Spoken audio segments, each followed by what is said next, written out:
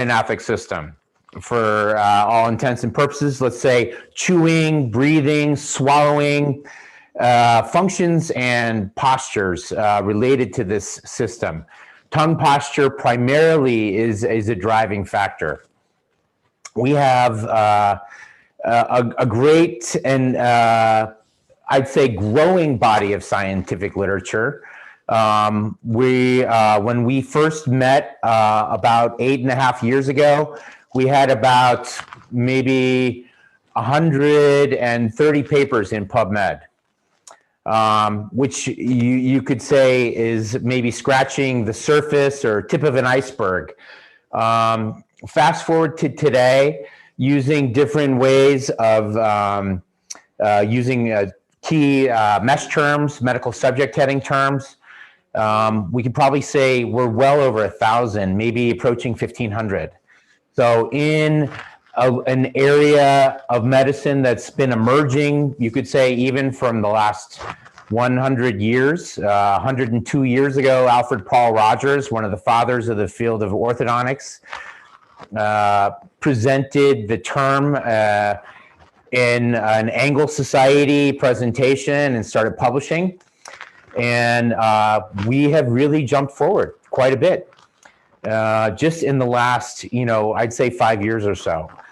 You'll hear today from some of these great leaders and pioneers who have really established some science in this regard. And you will hear also from some people who are leaders in medicine, who have taken notice of what work we've done, who have taken notice of the great promise, I would say, that now our emerging field of medicine has to offer. We have a really exciting lineup. So this is our 9th forum, forum being a public-facing function of our 5th AMS Congress.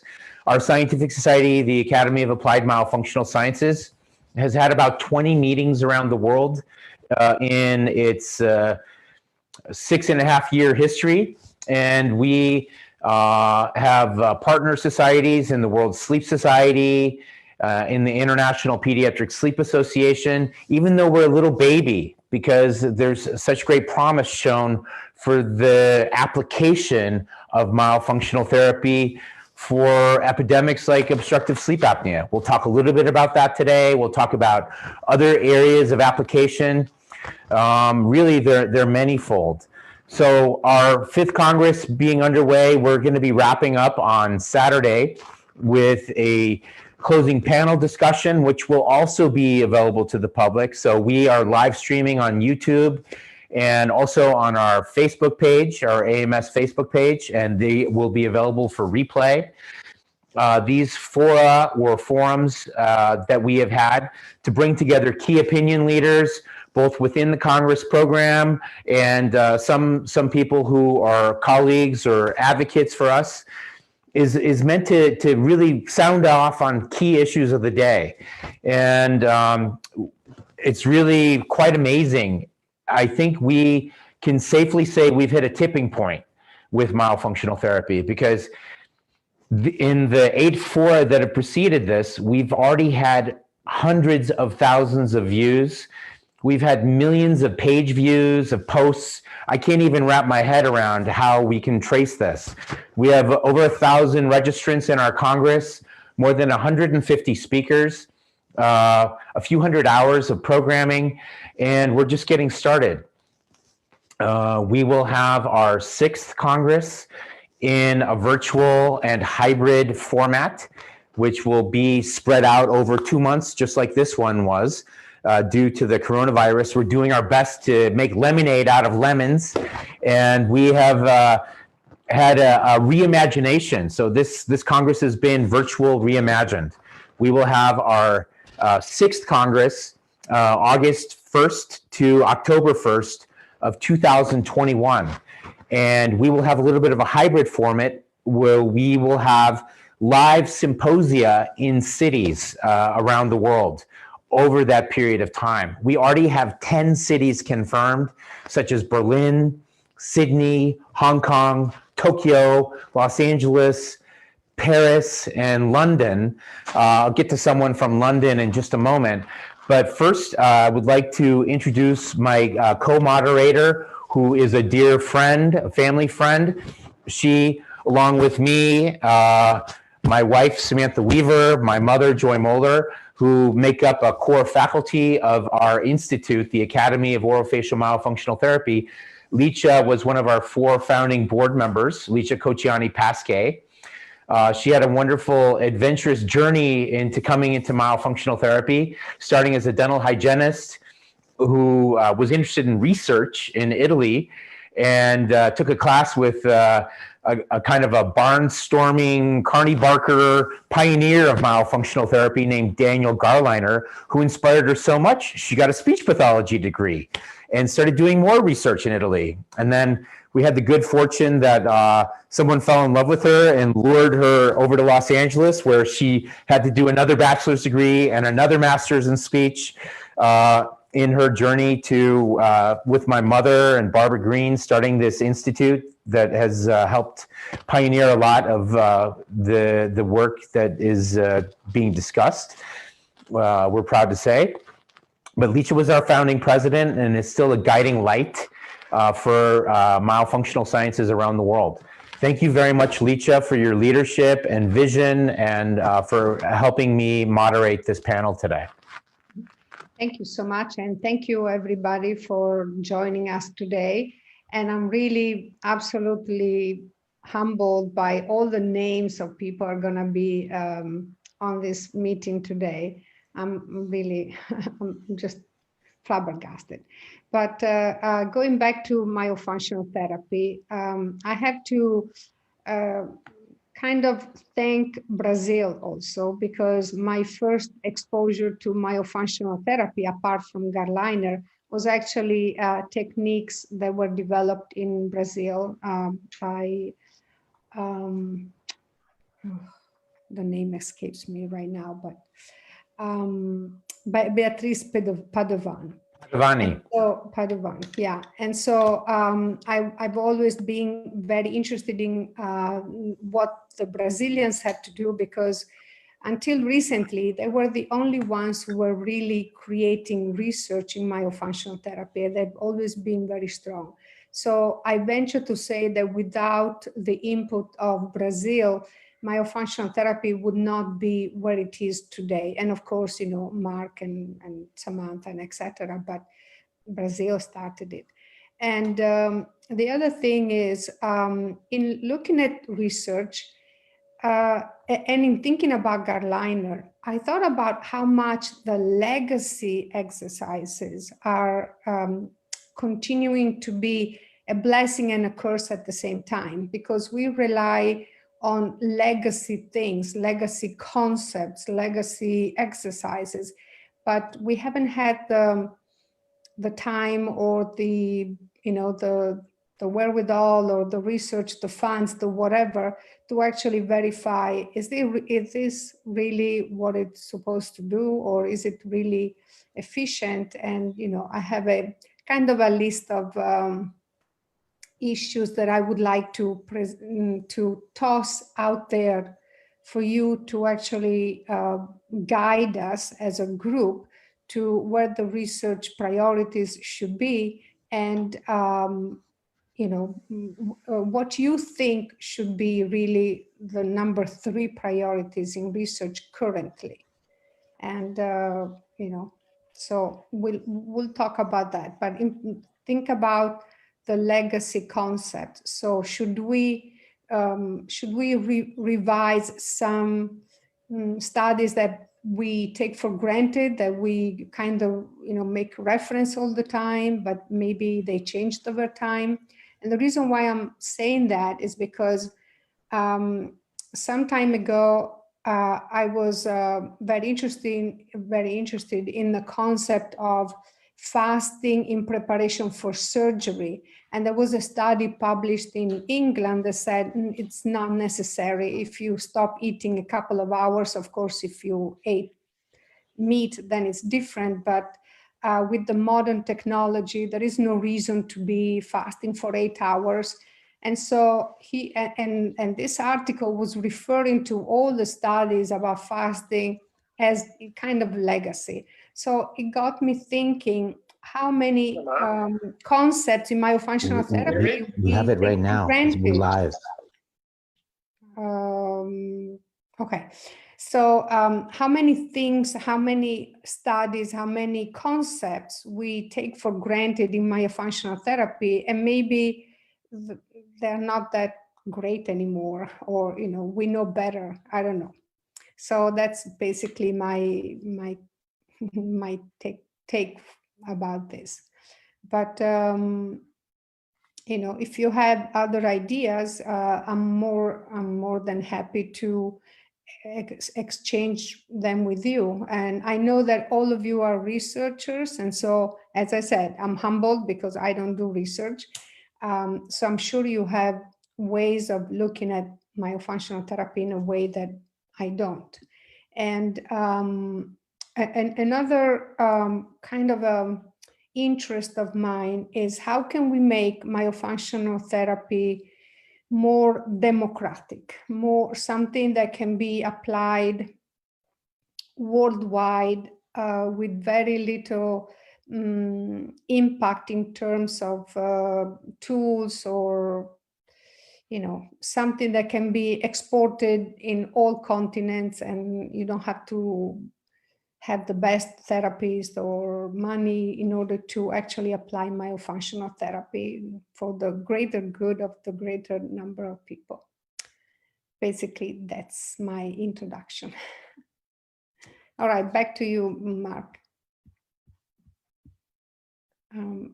I can't hear you.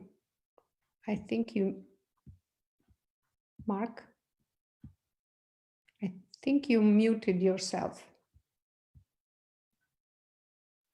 Anyway. You're okay. Thank go. you. Okay, so you guys can hear me now, right? Yes.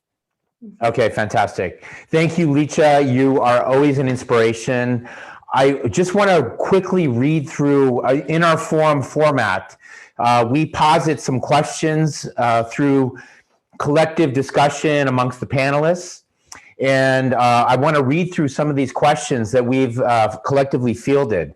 So like I discussed, we have a combination of some researchers, I would say key researchers in myofunctional therapy. We have some leaders in disciplines that touch myofunctional therapy who've worked in it. And then we have some others who are coming to myofunctional therapy in their clinical work, or really strategically seeing a place for it in their field in interdisciplinary care. But some of these questions I just want to float. What are some key priorities for phenotyping patients for treatment? And are there technologies available to prioritize this? What can we learn from animal models that might expedite our learning curves? We had a great keynote presentation from Takashi Ono from Tokyo Medical Dental University, where they've worked out a way of inducing mouth breathing in rats, mice, and cats. And thank you to those animals, but they've provided such great data.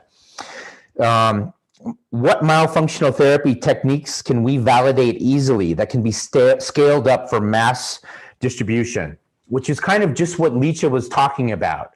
How do we democratize this? How do we move it out of the realm of a fancy, Pacific Heights, family getting the best of care and high level treatment and hand-holding with a team of doctors?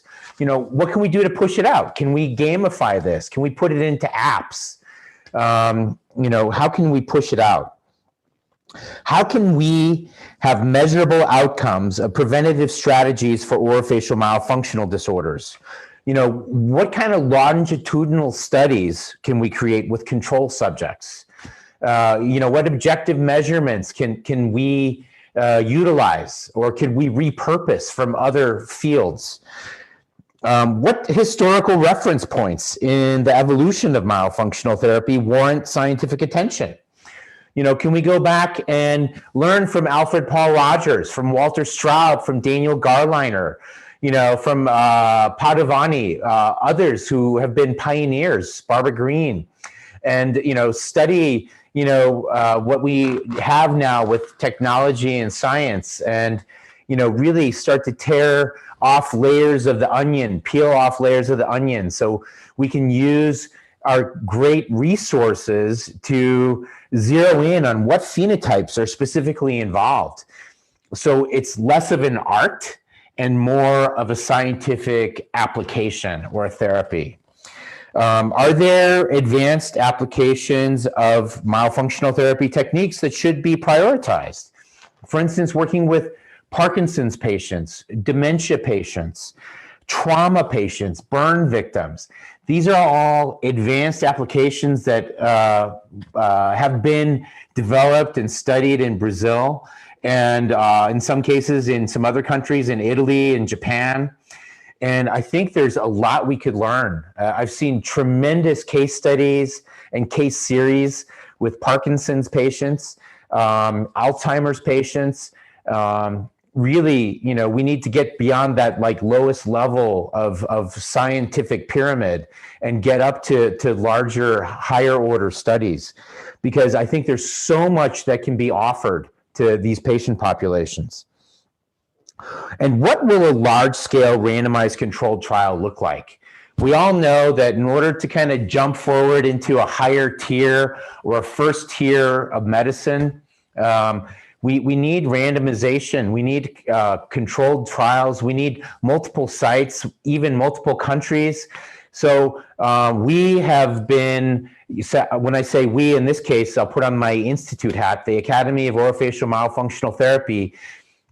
We launched last year at the World Sleep Congress an international research consortium for orofacial myofunctional therapy. So we've been working to recruit sites, to start to train people, and we need to really ramp this up. So we're applying for funds to help support meetings, to really carry on this research. We're excited. We just finished a cost action, cost.eu. It's a wonderful program of Horizon 2020 funds in the European Union to support meetings. We also have some Erasmus teams. So we're very grateful for that kind of research support from the European community. But we need to think strategically too. Do we need to think about strategic philanthropy? Because these models of sort of, getting in line for the NIH to kind of take us up from, the waiting room at the kiddie table, to get into the lobby of medicine somewhere, before we get into the first floor of the building. Maybe there's a sense of urgency now that we realize with the, I'd say, public health crisis that is sleep apnea, 1 billion people with an advanced disease state. I'd say a very high, number of that billion people. I don't know what that number is, because we need to do prevalence studies also for these subsets in the general population. How many people suffer from a myofunctional disorder that presents itself in obstructive sleep apnea, or sleep disordered breathing, or snoring, or any number of issues, challenges, the correlation of scoliosis, the maxillary hypoplasia, the high narrow palate that leads to all kinds of issues related to chewing, preference for softer foods, nutritional issues. We really need to have an all hands on deck approach. So what would a large scale randomized controlled trial look like? We need to ask ourselves this, and we need to explore this, and we need to have symposia that talk on it and research meetings. So what role could strategic philanthropy play? For instance, I've been engaged with a vertical of the Milken Foundation. They've helped steer about $4 billion in, I'd say, venture philanthropy. One of their verticals is called fastercures.org. I think it's a fascinating, model of venture philanthropy. I think we need to look at our own foundations.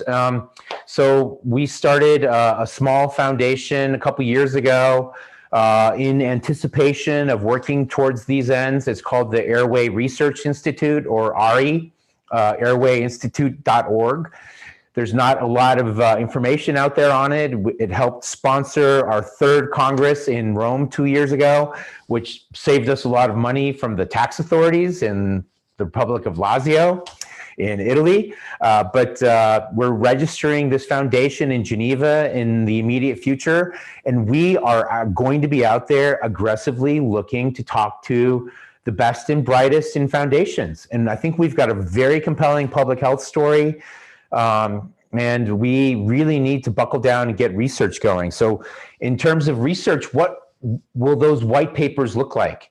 And what information do we need to collect? We've been very fortunate to have tremendous support from really bright people like Phyllis Z, even our own board members like Karen Sproit and Silke Weber. And we've got advisory board members like Judy Owens, and we had, of course, Christian Guimeno. Really, really wonderful people who've been so helpful over the years in getting us kind of like in the door here and there and getting going.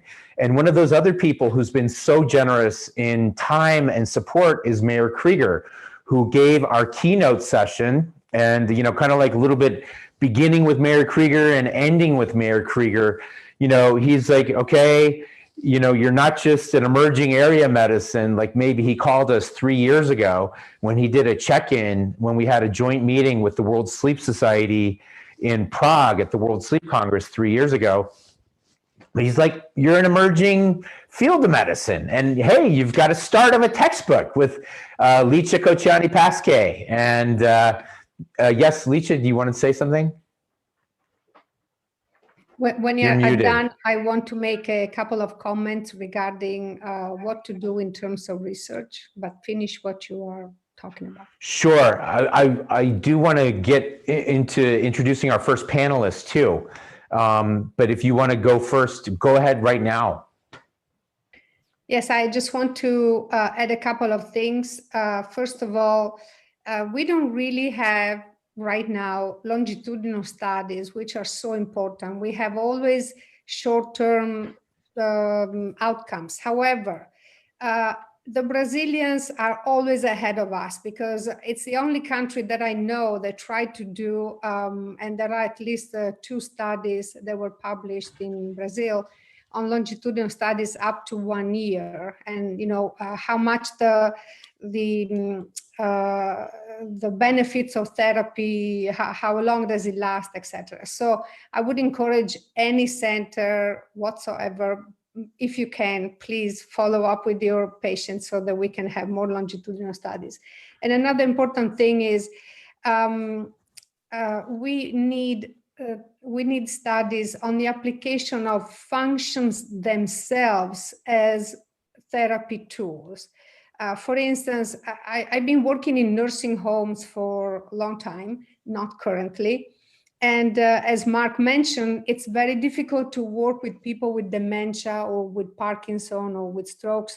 So can we figure out if swishing water in the mouth is effective as I think it is? Because anecdotally, I can see that, but can anybody pick up the ball and run with it and tell me, yes, if someone does, swishing of water in the mouth is going to be beneficial, or something like that, cleaning your teeth with your tongue, is that doing something if you do it more of it? So using more functions as tools, that would be another one of my recommendations, because again, these functions then translate also in probably benefit when we sleep. So we are using the same muscles and then help us sleep better. So that's 2 things that I would like to see that I think would advance myofunctional therapy. That's it. Thank you. Thank you, Licia. So as I was saying, Mayor Krieger, who edits, of course, Principles and Practice of Sleep Medicine, which is a foundational textbook. And we're so lucky to I'm so lucky to have had him as a mentor and friend, and have him take an interest in our emerging area. And, him talking about we need textbooks. I mean, it's great. Licha had her textbook come out earlier this year with Sabina Sacamano as an editor. And Claudia Maria de Felicio had a textbook come out just 2 weeks ago. I can't wait to get a copy of it. And hopefully maybe we'll, have the good fortune of translating it into English. I know Hilton Justino had an effort just a year ago. And Franklin Susani Bar Chavez had one about 4 years ago. But back to Mayor Krieger, at an affiliated professional sleep societies meeting a couple years ago in Baltimore, he made a point of wanting to introduce me to a dear friend of his. He's like, Mark, I really want you to meet a good friend of mine, Adrian Williams. And he's like, Adrian is one of these people who's one of the historic founders of the field of sleep medicine. And besides, he's a great guy, and I think you guys will get along. And, he's a really smart guy. So I think he'll figure out, kind of like possible access points for what you guys are doing. So he made a point of getting us together for a coffee. And I think I dragged Adrian and Mayor to an Indian sleep society banquet or something like that. And we just, have been in touch ever since then. And Adrian helped identify sleep apnea at Harvard back in the 70s and was a great pioneer at UCLA, and really helped bring sleep medicine to the United Kingdom, helping build out, I think it's still the largest sleep lab in Europe at St. Thomas's and Guy's. And, it's wonderful to know him. He has a little bit of a Los Angeles connection, having been at UCLA and have family here who work in entertainment. So I lived in London for several years, as did my wife, Samantha. And so we're happy to go back and forth. And Adrian has been so generous with time and energy. So he, along with another mutual colleague, Aditi Desai, who's president of the British Society of Dental Sleep Medicine and incoming president of the odontological section of the Royal Society of Medicine, helped us get together a symposium in April of 2018, kind of like with an eye to introduce myofunctional therapy to the United Kingdom. And it was very timely because we had Katrina Rogers coming on board, having won a Queen's charity, the Winston Churchill Memorial Trust Fellowship. You will hear from her a little bit later. But Adrian has been, a great person with insight across how do you establish a new area of medicine. And I'm so happy to have your engagement and friendship. And thank you for being here today, Adrian. Mark, that's far too much to hear about me. But surely this is a very opportune point in time. So I very bluntly will focus on sleep apnea, which of course is such a common problem. And I've grown up with CPAP, which all of us have. In 1981, Colin Sullivan introduced that phenomenal treatment. Before then, we had tracheostomies, and that was about it. And it became everything we did. And yet, over these years, how many years are we talking about? 40 years now. We've come to realize that it's not the answer for everyone. And since the problem that sleep apnea exemplifies is a less than perfectly active upper airway dilator muscles, then that should be the focus of some treatments. We need a bespoke treatment. That's the current buzzword, isn't it? Precision medicine. For those one half of the patients we want to put on CPAP, don't get on with it. So there have to be alternative treatments. And in fact, for the milder cases, then clearly is doing something to change the activity of the muscles is likely to be helpful. Let me just end with a comment made by Atul Malhotra, from originally Harvard, now San Diego, who has done so much work in the measuring the activity of these muscles, the genioglossus in particular. And he said to me, and I think he said online, what other specialty in medicine would you have patients come to you with very intrusive snoring, who have some sleep apnea, and told, well, you don't have enough sleep apnea, just go away. We can't do anything. I thought that was, I don't know of another. You wouldn't send a pre-diabetic away with no advice. You know, so we need to be doing more. And I think this is one of the avenues that we need to explore. And I suppose, touching on Mark's comment, there need to be controlled trials, of course. And in fact, large enough and multi-center. And that surely can happen. What the control arm will be, I'm not sure. That's where you all would be instrumental. But I hope that this will happen to help all those people that currently are not. Thank you, Mark. Thank you very much, Adrian. I'm so excited that we're going to be engaging a little bit more in the UK in the not too distant future with our mutual friend and colleague Aditi Desai assuming the presidency of the odontological section at the Royal Society of Medicine. We're excited to be presenting and putting together a program in February at the Royal Society of Medicine, which will be pushed out to all of the members. So we hope to continue to engage people in the UK, and we look forward to establishing sometime perhaps later this year or early next year, British Society, Scientific Society for Myofunctional Sciences and Therapy.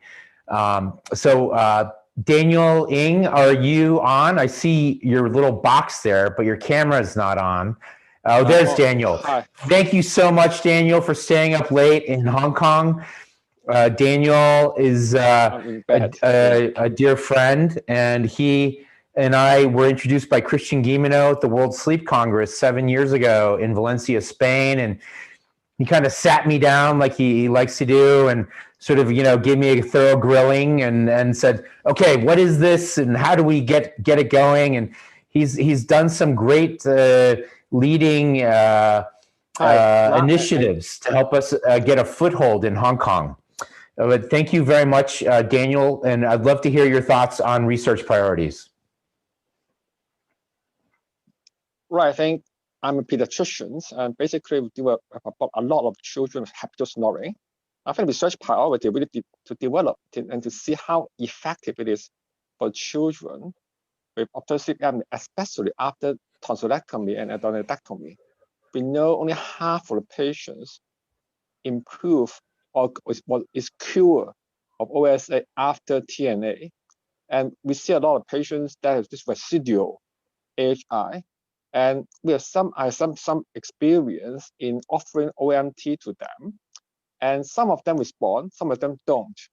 So I think we need a sort of more case series. I think before we have control study, we need to have more case studies, case series, so that we could recruit children after surgery with residual AHI that is still high, and to follow them up for six months to a year, and repeat the sleep study and see whether this case series show improvement. Because from Guilleminault work, we know that after TNA, the OSA actually, after the first 6 months, it started to deteriorate again. So if we have a multi-center case series that have adopted a similar kind of OMT therapy program and follow up the children for 6 months to a year with repeat sleep study, and we show improvement, is already a big plus for this OMT treatment globally, because it's much cheaper than CPAP. And in this day and age of COVID-19, surgery may not be readily available in most areas because it's not urgent. So I think it's an ideal time to introduce OMT as an alternative to surgery or CPAP on top of the medical treatment. So I think it really behooves us that across the world we should have collaborate to have a multi-center case series. Instead, control trial is very difficult because the control arm would not be blinded, and the placebo would not be available because placebo would not be similar in appearance to active treatment. So it's very likely to open studies. All right. So and that's the next step. I think the first step is have a standard program for a case series across the center. And I mean, Mark, we have in fact in Asia, the diagnosis OSA is underprovided because of resources problem. Okay, so we are going to push for a better diagnosis program for OSA in children. With that, we create demand for treatment. But it may not be matched by CPAP because it's expensive, it's cumbersome, and it's not children-friendly. And surgery may not be readily available in COVID-19 for a lot of children. So I think let's get together and see as a standard program, and then follow them up with a standard follow-up program and see would it be similar in Asia, in North America, in Europe, and so on. Thank you very much, Mark. Thank you, Daniel. It's a great subject. I know, there have been a couple of papers looking at these kind of questions with Maria Piavilla and Christian Guilleminault and Pierre-Jean Monterol.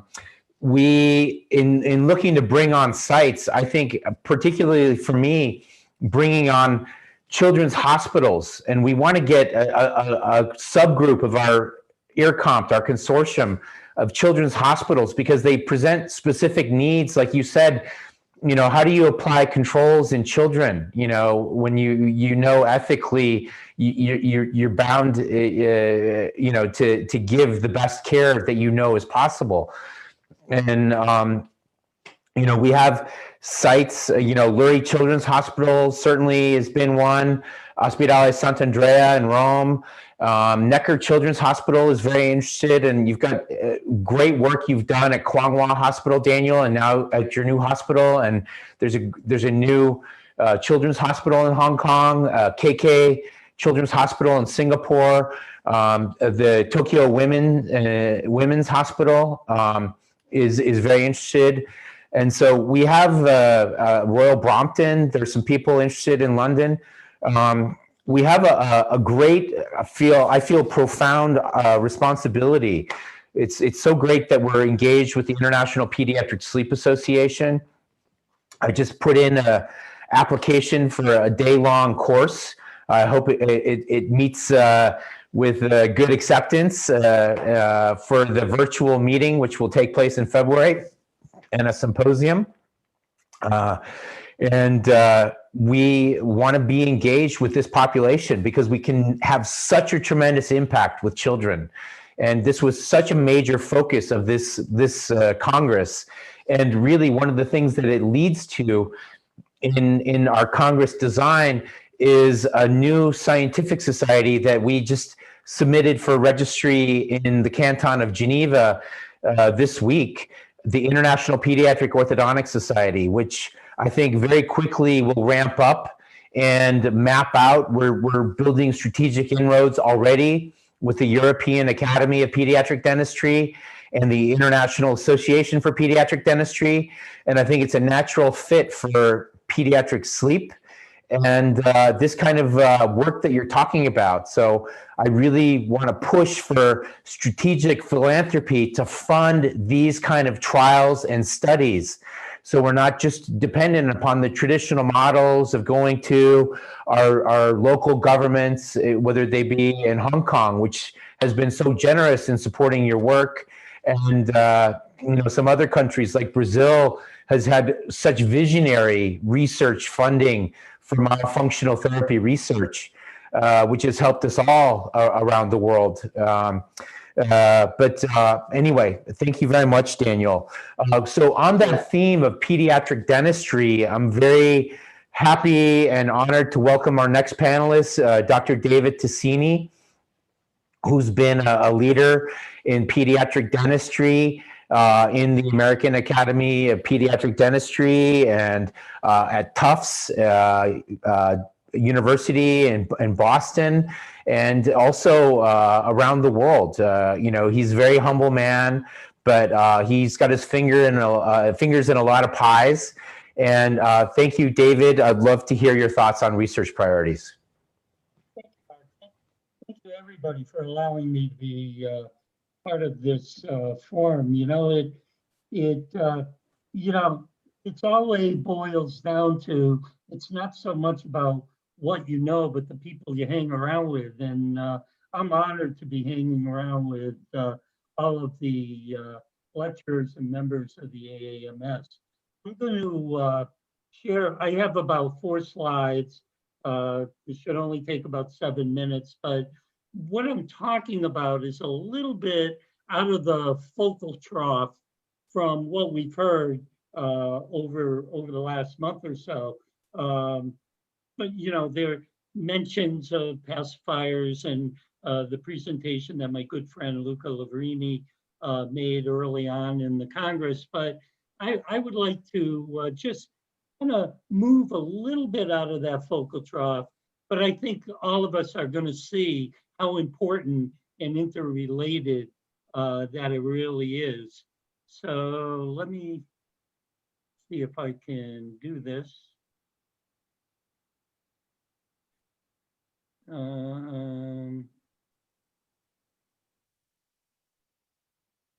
Good.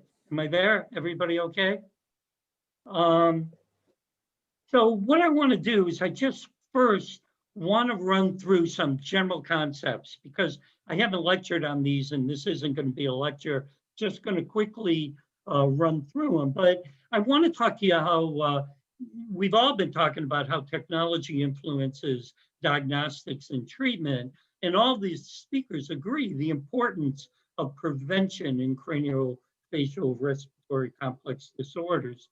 So as that first slide showed, there were a lot of pacifiers on that slide, and most recently, I'm a clinical pediatric dentist academician, but most recently over the last 15 years or so, I've gotten involved in aspects of the baby product industry and the types of products that are being put in children's mouths. So pediatric dentists, pediatricians, a number of other disciplines, we're not focused toward understanding functional ergonomic aspects of baby product designs. Products such as baby bottle nipples, pacifiers, teethers, sippy cups, training devices that we use in the NICU, anything that a baby product company would put into the feeding and soothing category. What products interact as much with the newborn orofacial structures as these products in feeding and soothing categories? These are used by babies and toddlers during the first 1,000 days of life, and we all know they affect craniofacial respiratory development. And something in this area that's kind of got lost are designs based in science. This rarely receives the scientific rigor required for the statement of claims on the packaging, on websites and mommy blogs that we read all the time on the internet. Litigation has now been brought in the US, appearing as a class action suit by parents. Why? There's been a lot of talk during this Congress because parents demand an understanding, and they want and they're entitled to accurate and comprehensive information. We now have the ability to do finite element analysis engineering models that can help us to understand pacifier distortion and peristaltic action in the presence of intraoral pressure. We have to take advantage of it, and we have to put the pressure on these baby product companies that this is available, this type of research is available to us. It's the whole concept that we've been talking about oral myofunctional sciences. I've done a lot of work with and have a few patents in this area, and in particularly teether designs. You know, if baby product companies could just understand how teethers and teething influence growth and development of the temporomandibular joint, I mean, they'd be able to define and develop better products. And it's at the end of the day, it's all coordinating the science with product design. And just to show you a couple visual aspects of it, I'm not going to explain it, but when you look at this pacifier in the middle of a pallet, a pacifier that's staged to a 6-month-old in a 6-month pallet, you know, we're able to statically see contact in the area of the palatal shelves and the temporal plate. And further on in dynamic, we have the ability, we're preparing a paper now with an engineering school on these dynamic simulations that will allow us over a period of time to look at the peristaltic action of the tongue, how the pacifier distorts, and the type of forces that are put in different areas of the palate.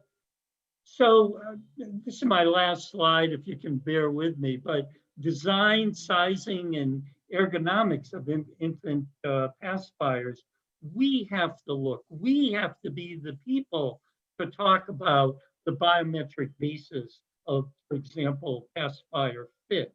The recent class action lawsuit was against NUC orthodontic pacifiers in that they harm oral development in children over the age of 24 months, but yet they're called orthodontic pacifiers.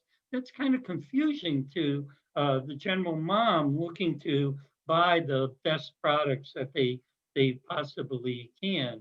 And we have, as I mentioned in the previous slides, contemporary modeling for claim validation, and it's a brand responsibility. These companies can do it, but they need it to be directed by people like ourselves and organizations like Mark has fostered in order to rise to a level where they pay attention.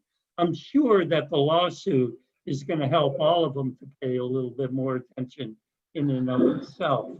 And I can't talk enough about pacifier sizing and shield selection. You know, we're working on a smartphone app designed for using anthropometric and physical parameters. And we're developing a predictive algorithm that we can develop correlations that are calculated through oriented photographs that mom takes.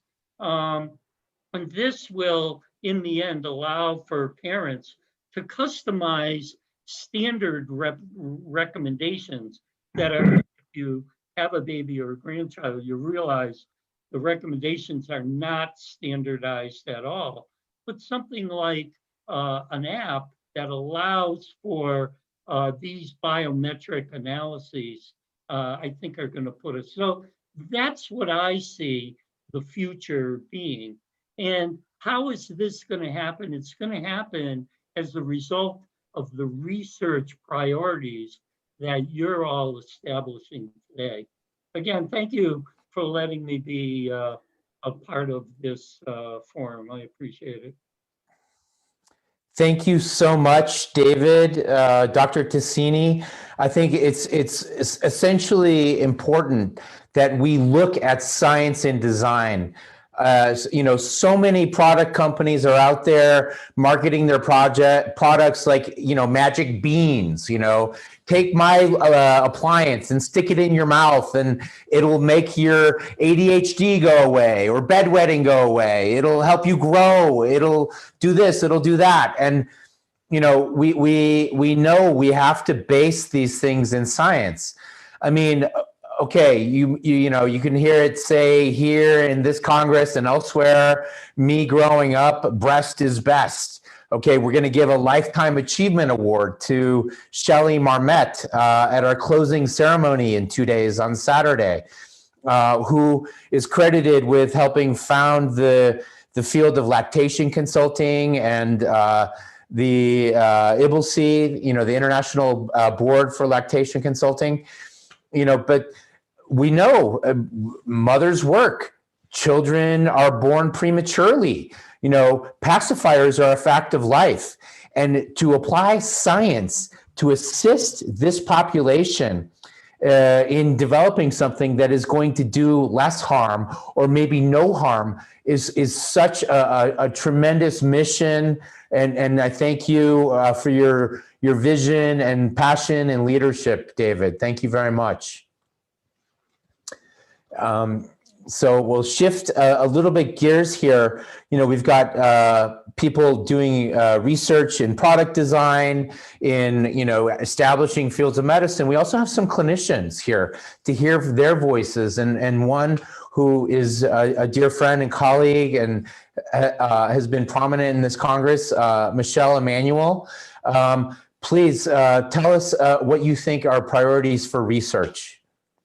Thank you so much, and I'm glad to be here. Well, coming from the clinical area of working with babies, especially pre-crawling babies in myofunctional therapy, it's going to be really important for researchers to collaborate with clinicians and us to do clinical research, and we need help learning how to organize that, especially for many of us doing this work with optimal health for babies and people. We're in private practice, and so many of us aren't affiliated with different institutions, so it's great for us to make these bridges and come together as a team. And, I want to, say that one of the things I think we need to do is, roll out the pediatricians who are definitely going to interface with babies and have some sort of simple screening tool that could be validated very easily to identify markers for myofunctional disorders like open mouth posture, low tongue position, palate shape, especially high palates and bubble palates, and babies who have low orofacial tone, because these are going to not only impact the actual structural development, like we saw in the recent article in the Journal of Pediatrics about face growth, and that this mid-face part of the growth is so important in the first 6 months of life, but it also has an impact on the social nervous system and how we communicate and connect as social beings. And so this has greater implications for our sensory development and our emotional interactional selves and our relationships. But I think, part of it is we have a lot of work to do, and I've developed a little screening tool that I hope to validate. And so many of us have some clinical tools that we could use the same tool to look at large groups of babies and be able to make some statements and make collaborations. I'm very excited about this work and learning more from the people on this panel too. Thank you. Thank you very much, Michelle. I so appreciate your passion and dedication for helping babies.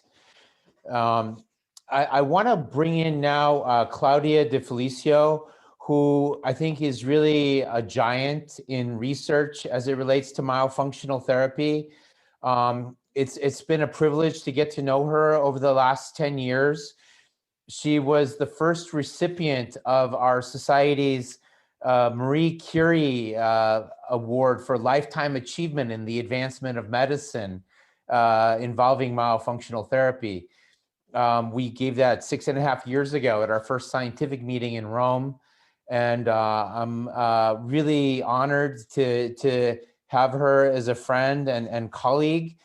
If you saw on our technology forum, where they've done so much tremendous work, not just in creating validated tools at University of Sao Paulo, Ribeirão Preto, their craniofacial research center, their dental school is housed within their Department of Otolaryngology. And so there's this great crossover, and they are tireless in scouring the world and finding every kind of solution possible.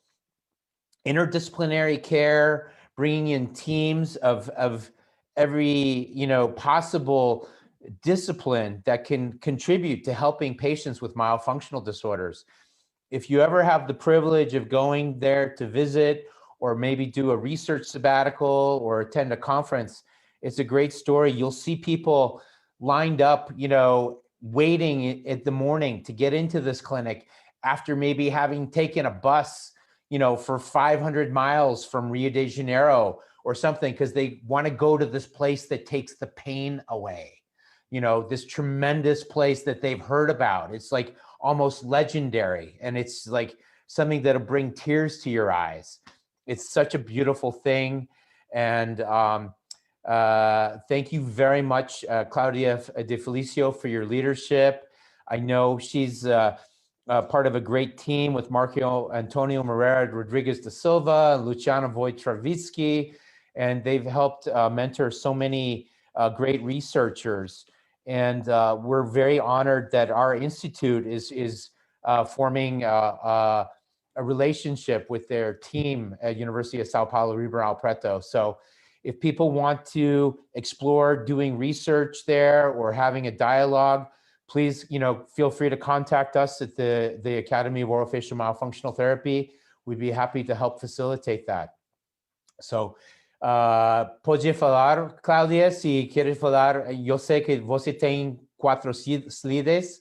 I'll be able to translate for her because, you know, Portuguese is her primary language, and it's a beautiful language. And muito obrigado para sua liderança. Você é mutado. Tem que abrir seu... Ok, ótimo. Eu mesma compartilho o slide? Yeah, you're available. Pode compartilhar. Ok, estou abrindo. Minutinho. So while she's pulling up her slides,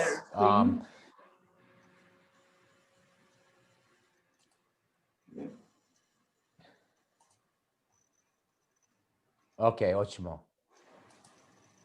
Está começando. Ok.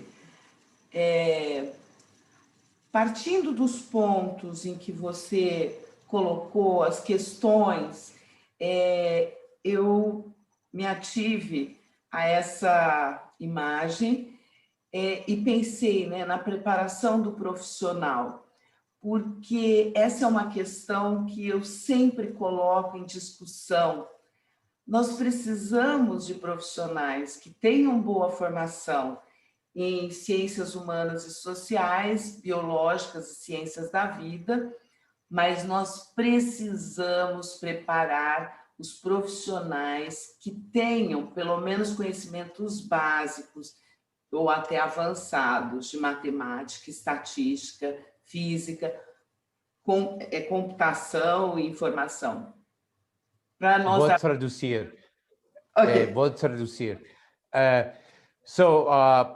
Dr. De Felicio says that it's really critical. She appreciated the design of the artwork because of the inclusion of math, engineering, physical sciences, because these kind of objective measurements are absolutely critical and essential if you want to grow and advance the science for an emerging field of medicine. Pode continuar. Porque é muito difícil nós trabalharmos com esses equipamentos, mesmo tendo profissionais na equipe, como eu tenho um físico médico, que se você não entende o que está acontecendo. Okay? Okay. So, you know, it's absolutely essential when you have, you know, physical sciences, you know, you're dealing with the human body. We've got to work to come up with objective measurements so we can advance the clinical care. A outra questão que eu pensei foi a respeito das publicações científicas. Nós precisamos incentivar as pessoas a descreverem os métodos, a usarem, né, métodos que sejam válidos de avaliação, tanto orofacial quanto orofaríngea, que elas descrevam, de fato, os exercícios usados, com que frequência, com que dose e que mostrem o resultado da avaliação. O que aconteceu depois na musculatura e nas funções? Nós precisamos de mais publicações que tragam essas informações. So we need to be able to zero in on specifically on what's involved with myofunctional therapy. Not only do we need to understand through objective measurements, you know, the orofacial and oropharyngeal area of the body and the pharyngeal wall, but we need to have a better understanding of the exercises involved in myofunctional therapy.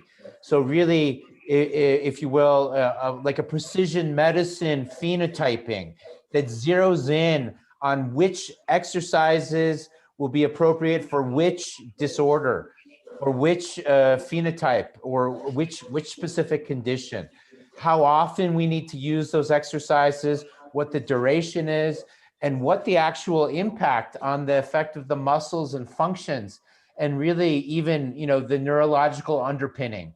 I'll add also, you know, because what we're talking about here in myofunctional therapy, you know, on some level is fundamentally neurological re-education. There's a neuroscientific component here that's localized in the muscles and in the tissues and the skeletal structure. Pode falar. Sim, nós temos publicações, mas o volume ainda é muito pequeno. Nós precisamos aumentar isso. Eu gostaria de mostrar aqui, para chamar a atenção, né, do que acontece. A área de apneia obstrutiva do sono é uma das mais avançadas em termos de comprovação do efeito da terapia miofuncional. Pode traduzir. Mark? See, so really, you know, for instance, in this examination, you know, looking at, you know, obstructive sleep apnea, you know, these, you know, studies, you know, don't really look at the evaluation of the musculature.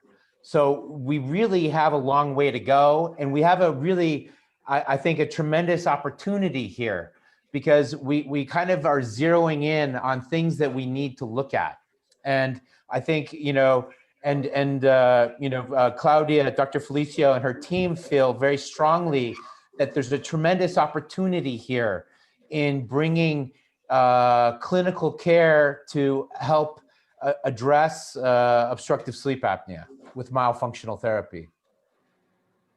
Pode falar. Uma questão que também é importante é que, se nós olharmos esse panorama de publicações, nós temos mais revisões da literatura e meta-análise, eu somei, do que propriamente pesquisas clínicas. Isso chama atenção. Temos ótimas revisões, importantes, mas será que nós precisamos de tantas revisões? Ou nós precisamos de mais pessoas realmente fazendo pesquisa, realmente trabalhando com os pacientes? Com você. I think really a lot of the sleep studies and the analysis is really just looking at the sleep data, you know, like apnea-hypopnea index before and after. It's not looking at the musculature. It's not looking at the pharyngeal wall. It's not looking at the localization where, you know, myofunctional therapy is able to have an impact. Então, nós precisamos de mais pessoas fazendo o trabalho clínico do que só analisando o trabalho dos outros. E que, nesses estudos, nós temos ótimos efeitos nos resultados baseados em polissonografia, mas pouquíssimos mostram, acho que 2 mostram, os efeitos na musculatura mesmo. Acho que você já falou isso. So just to re-emphasize that, you know, looking just at the apnea-hypopnea index is a very superficial way of assessing for sleep disorder breathing and sleep apnea. You know, by applying, you know, what we know and what we're learning with the growing scientific application of research in myofunctional therapy, Dr. Felicio feels that we'll be able to really make a significant contribution to this area of medicine. Isso é o exemplo da apneia, né? Mas isso vale para várias áreas. Então, quais são nossos desafios? Eu tentei, Mário, que os seus desafios são altos demais. Os seus desafios estão num nível muito alto que você nos propôs. Eu tentei, então, pensar quais seriam os passos nesse momento. Então, nós poderíamos trabalhar comparando diversos tipos de protocolos, com diferentes exercícios, doses, frequências e duração de tratamento. E também o efeito da terapia em diferentes grupos. Então, seriam passos intermediários para alcançar as metas que você nos coloca. É isso. So there's some serious challenges here when looking at research at a deeper level for myofunctional therapy, because, you know, we have so many different ways of training people. There's not really a body of knowledge yet. You know, there's not even, you know, a kind of like significant, you know, clinical competency board or educational competency board. So the types of exercises, the guidance around, you know, the frequency or the duration of treatment are really all over the place. And we have also, you know, different challenges where, you know, sometimes there's sort of a one size fits all approach in these kind of simplified ways of teaching and clinical application, when really we have all these different populations which require very different approaches, and including screening tools, including exercises, whether it be children or adolescents, adults, elderly, you know, the overweight or obese, and different disease states like sleep apnea or, you know, Parkinson's, you know, present themselves with different challenges. So I think by, you know, examining these questions in an AMS forum is a great way to bring up these questions. And also the fact that we have 4 different societies that we're forming and announcing, including a patient-centered outcomes foundation, where we want to give voice to the patients and to collect patient data in a much broader sense, to have a clinical competency board, the International Board for Myofunctional Sciences, and an educational competency board, where we can start to examine and focus on these things and what can drive this, but a real body of knowledge where we can look at the research and what's involved, what do we know, what do we need to know, with all of the different areas of medicine involved. So I know we're hoping to have a meeting of this sort in France in January, and we'll keep everyone posted on this. But I really thank you very much for, you know, your thought leadership. Muito obrigado para seu liderança de pensamientos y también en pesquisas y también en enseñando, dando aulas, dando liderança para seus alunos. Your leadership for your students, your research, and even your thought. So, muito obrigado. Obrigada. Thank you very much. Obrigada, Mark. Nós fazemos uma boa parceria. Você enriquece o que eu falo. So she says that you're doing a good job. So thank you very much. It's a great honor to hear that from you. So going on to our next panelist, we wanted to bring in some clinicians too. Katrina Rogers has been, you know, applying myofunctional principles in a pediatric population, a lot of trauma victims, and she's also someone who we're excited to be getting a clinic going in London in the not too distant future together. But thank you very much, Katrina, for your research and your leadership as Congress Secretary for this 5th AMS Congress and being on the board here as well. And I'll have you know that Katrina at our 4th AMS Hippocrates Gala last year in Nashville won Rising Star Investigator Award for great promise in the advancement of medicine involving myofunctional therapy. So thank you, Katrina. Thank you, and thank you for inviting me. I am a clinician. I'm not a researcher, but I'm very, very interested in research. And I think coming to, well, I'm a dysphagia specialist. I've been a speech and language therapist for a long time. And I think that actually, when I meet my patients, I meet them as individuals, and having applied myofunctional therapy to treat children with dysphagia and swallow difficulties, has given opportunity for magnificent change in the clinical groups that I work with, and they're people with high incidence of dysphagia, aspiration, poor respiratory health. Alongside that, you identify those children who have clinical difficulties, so sleep issues, breathing issues, complex medical issues. And I think that one of the frustrating things for me in applying myofunctional therapy in that context and seeing it work and create change to individuals' lives, things are not always taken up by clinical in the clinical environment, and by medicine. And it is about crossing that bridge that Michelle's mentioned to apply research into clinical fields. And I think that learning from the Brazilians, I don't know you very well, but just looking at your brilliant work, you have this very clear relationship that is really missing. And I was really led to apply for a fellowship to look at, and possibly a little naively as I'm stretching out into applying principles of myofunctional therapy into our healthcare system. But that relationship that's really, really key is that application of research to clinical work.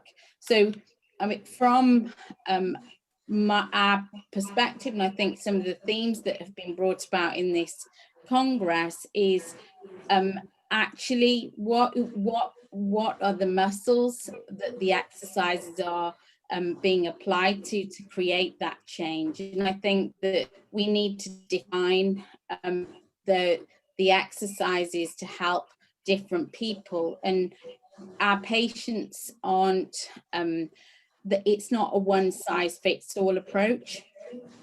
It needs to be bespoke to individuals and clinical need, and it can be difficult to find the population and the groups. But yeah, I am inspired by things like the MGBR protocol, Bertin Felix and Irina Markeson's work, Claudia's work, and just really bringing that and thinking about that to our clinical groups is so valuable. I thank you very much, Katrina. And I want to note too, Claudia De Felicio has a late-breaking presentation where I think she talks about her validated tool, the Orofacial Myofunctional Evaluation with scores, which is validated so many different ways for sleep apnea patients, for orofacial pain, for really great applications. And we're excited too, the prospect of seeing electronic version of this in English getting off the ground so we can gather large amounts of data. But we look forward to presenting that presentation hopefully next week in our Congress program, which goes until October 1st. And if people want to support the work of the society and join as a member, the AMS, they'll have until December 31st for review and discussion. But I want to bring in our next panelist who also kind of represents the clinical population. Samantha Weaver has been working in myofunctional therapy for over a decade and some clinics here in Los Angeles, and she's my wife, and she's also the lead instructor of our institute, the Academy of Orofacial Myofunctional Therapy, and I'm very proud of her, having been a great co-chair for this 5th AMS Congress, and such a visionary media director, and really a budding, brilliant researcher as well. So please, Samantha, share with us some of your thoughts about research priorities. Thank you, Mark. It's nice to see you downstairs in our new Studio Coom broadcast lounge. So I came into myofunctional therapy in a very unconventional pathway, and I was really exposed to myofunctional therapy first, and then breathing re-education, and then I actually got my degree in speech language pathology. And I did that because there is no clear pathway in disciplines at this stage to designate a field, as we have heard, that's only a myofunctional therapy field. I know there are master's programs in Spain and other curriculum that include it. And certainly in Brazil, we see so much more advancement because their culture is so rooted in research. And there's two things I wanted to just say about that. When I went and visited Brazil, and I was really struck by the culture of research that is embedded from a very, rudimentary level. And undergraduates were presenting their research at the cafe and the poster sessions. And I really want to say this was such a hugely inspiring experience, because I was coming in also in school at the time, and just the cultural difference of how research is integrated in how one learns was so represented. And it was also inspiring to have young women who are on their pathway of science standing by their poster and really formulating their ideas and available for talking about what their concepts were, how they formulated, how they advanced it. And so I really do feel that our culture of research in speech pathology needs to be expanded. And that is really coming from a United States point of view. We were not really trained, as certainly as an undergraduate, to go into that track and to think in those terms. We read a lot of research, but we were not really trained to do the research. And so there is this real gap of what research is coming out of the United States. And that is, as an American, a little bit puzzling, because we really have this opportunity. And we know that as this field advances, there's so many crossover of different disciplines. So my feeling about this is that we really need to empower our undergraduates, and we have to really do that in a way. And I know that there are certain schools that do it. And it's very exciting to be around researchers to understand the impact factor alone. And as a clinician now, it's from the research that I'm really able to provide treatment. That said, speech pathology has really not embraced myofunctional therapy in this country. And in fact, when I was doing my graduate work, I have now framed several reports that I wrote that looked at the functions, and I got Fs on every single one because I talked about the function and not speech. So there's this real gap in how we understand how myofunctional therapy actually assists with these other functions that are based in speech pathology. That includes things like hearing, cognition, voice. And when I wrote a report and submitted it and asked about frenulum restriction to a voice lecturer, a voice disorder specialist, she just didn't have the information and she didn't really think it applied to her department. So it was really an understanding of these gaps of knowledge. And it's not even to say, oh, you know, we can't blame what we don't know. And so my feeling about it is in the schools, and as a speech pathologist, can we really empower and get more younger clinicians to start to think about their contribution that they can make with research. And in that area alone, I do feel this desire to bring the world of speech pathology in. We have over, I believe there's 150 to 200,000 speech pathologists in the United States. And that, of course, I'm talking about our country here, but there's such a tiny part of it that actually look at function. And there's this huge gap so that when they come to our class or they find a class, they are just thinking, how did I not understand the connection of oral breathing and even reduced sensitivity and all these things. And so there's always these light bulbs that go off.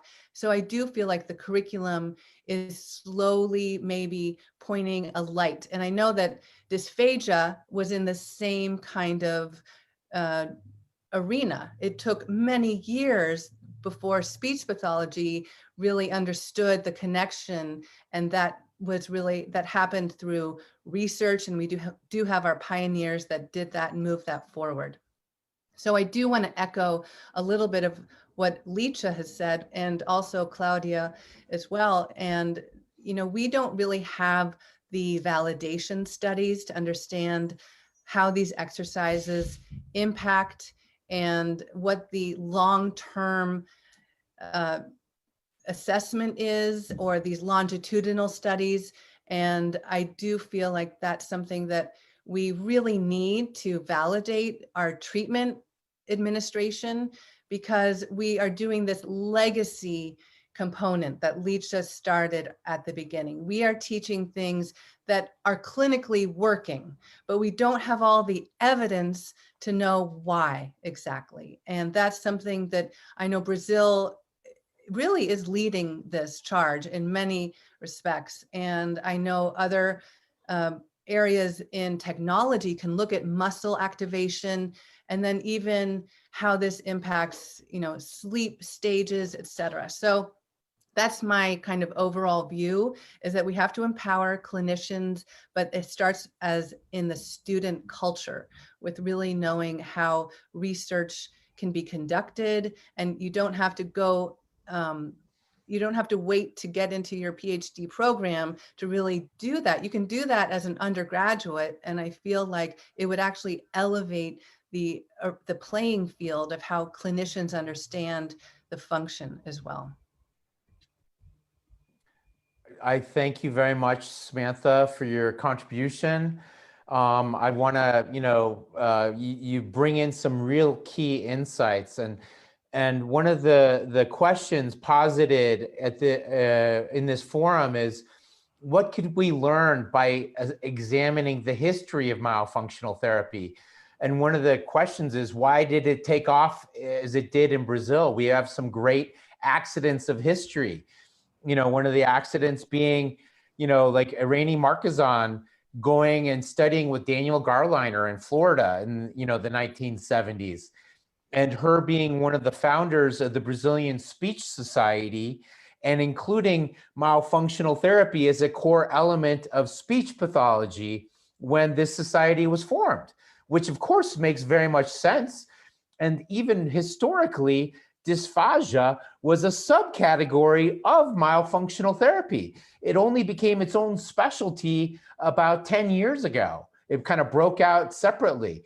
And so we've got, some other quirks of history in Brazil, where when Brazil came out of it being a dictatorship in the 1980s, it wanted to invest in national health systems.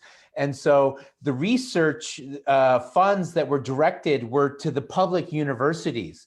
And those public universities invested very strategically on searching for, the origin of disease, not maybe, whereas in the United States, we're more market driven in terms of our research spending, where we wind up investing in treating symptoms or, coming up with solutions. So these kind of accidents of history, plus, the study design, where, like Samantha pointed out, you have undergraduates doing research projects, and master's students all do research projects. In the United States, it's a very rare thing.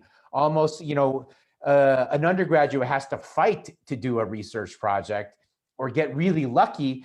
And then, master's students are almost like tolerated if they do a research project. It's not something that's in our didactic erudition and our study design, our educational design. And maybe that's something we need to look at. And collectively, when we come together and we realize that myofunctional therapy and myofunctional sciences is a field of medicine not owned by any one specialty, but it's in dentistry, it's in pulmonology, it's in neurology, it's in otolaryngology and speech pathology. And then each, according to its own scope of practice, can contribute. But then it is something in and of itself as a field of medicine, and perhaps it should be a standalone discipline and profession someday. But we will get there when we have more science. And you've all done such an amazing job. You talked about, so just the artwork that you see on these virtual backgrounds, that bas-relief sculpture is research holding the torch of knowledge. So it's really the fundamental guiding light of our society to base knowledge and light coming forward from scientific research. So this is why we've had our panel here today, focusing our 9th forum, and we're so driven on this. I want to bring in our last clinician before we have a wrap up with our final panelist, Karen Sproit, but Eyal Botzer, who just finished a series of surgeries. Are you able to turn on your camera, Eyal? Eyal, are you there? Yes. Okay. Dr. Eyal Botzer is a dear friend and colleague. He's part of our institute as well, the AOMT, but in his leadership role in the Pediatric Dental Center at Sorovsky Children's Hospital, at Ichilov, the University of Tel Aviv giant mega complex that is there in Tel Aviv. I think he's done more frenulum procedures than anyone else in the world that I know of, beyond 20,000. He's a passionate, helper of people all over the world, even volunteering time on medical missions. But thank you very much for jumping on after a long day of surgery. Thank you, Mark. Thank you, everyone. Sorry that I have missed most of the discussion. The thing about research, and we've opened the tongue-tie research center in Tel Aviv in our hospital, and it takes a long time to produce good research. So it will take us some time to get some research, some papers out of our place. But the thing which is important is that this is a very young field in our eyes of the new generation of medicine. So every field of research everything is good. So when I am dealing mostly with neonates, and there are so many things to look and understand whether phrenotomy is the only treatment, or maybe we should have the child primed and maybe we can skip the surgery. Indeed, I've done a lot of surgeries. I love doing the surgery because I love the results, but I like it much more when I don't need to do the surgery, when the child can function good without any surgical procedures, but with good function. So anything in research will go. And one of the visions that I have, and I'm sure today in the technology era it's possible, is to have some kind of a worldwide registry that every child would be online without any identifying details, but just let know what is the basic condition, who are the professionals that he went through, and each and every one of them will input his understanding, and we'll have a follow-up. And in this way of a world registry, within a couple of months, we can get a few thousand tongue-tied neonates, and in 2 years, we'll see them as toddlers, and we can get a lot of research out of such a registry. So it's a young field, and we have a lot of research to do in order to establish it. Thank you very much, Eyal. That is a great idea and something that certainly should find its way into one of our white papers, if not several. And I thank you very much for your passionate dedication and leadership, your tireless journeying around the world. I mentioned in a forum the other day, I think we've probably spoken together in at least a dozen countries. But it's great to have you on this journey. And I'm going to introduce our last panelist, Dr. Karen Sproit, who it's been such a real privilege to get to know over the last 8 years or so. And I'm so thrilled and honored to be able to call her a colleague now. Our institute is collaborating with her team. She works at the National Institutes of Health in France, INSERM, and the Jouvet Center, where rapid eye movement was first identified. And she's a great researcher and colleague working with teams around the world at Jiao Tong University in Shanghai, at University of British Columbia, Vancouver. She's much in demand, not just as a speaker, but a collaborator. And she's great to have as a team member as well. So thank you very much, Karen. Love to hear your thoughts. Hi, Mark. Hi, Samantha.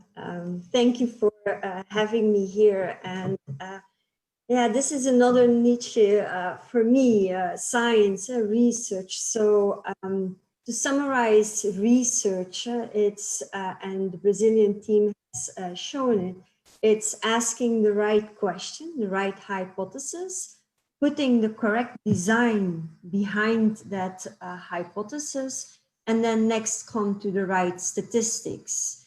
And so that is actually the main steps of any research protocol. So in terms of the hypothesis, it will depend on which subspecialty or specialty you have.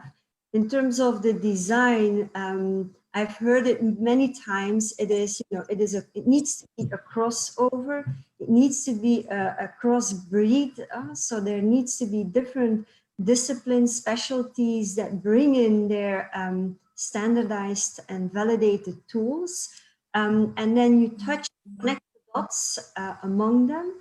And I've also seen in a couple of the talks today and there was also a forum on it, it's the technology and the biometric analysis, as well as the engineers. So engineers look at this way much more stepwise than a clinician will do. Clinician, as we've heard, they look at the outcome, and the steps in between is something that through experience you will get that know-how and that sense. But the outcome is your main goal. For researchers and also for engineers, if you want to develop something, you need to have the in-between steps.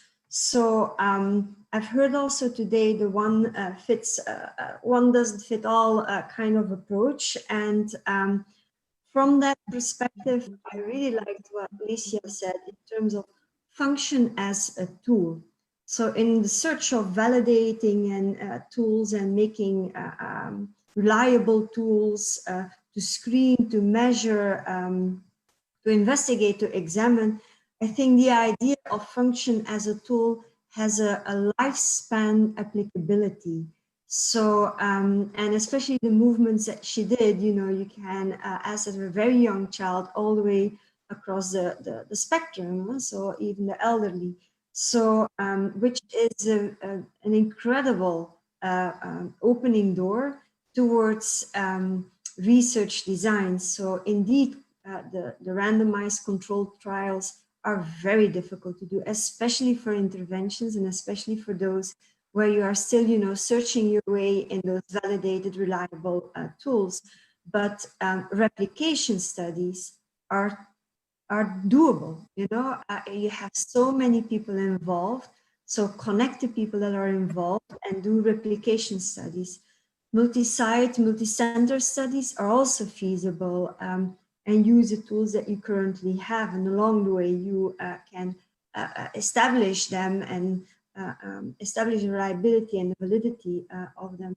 Then maybe something that you have heard, case reports, case series, pilot studies. Pilot studies for any kind of funding, pilot studies are crucial. So tiny little samples, very focused population, as Claudia mentioned, you know, a very specific, you know, population, you aim it for a specific hypothesis that you have, and then you start doing it, you know, in a small sample and measure the outcomes. So all of that shows, and I like Daniel's proposition in the sense of before, after. So all of these are in between steps towards that randomized controlled trials, which for any intervention study is very, very hard, not only for myofunctional, but will be very, very hard.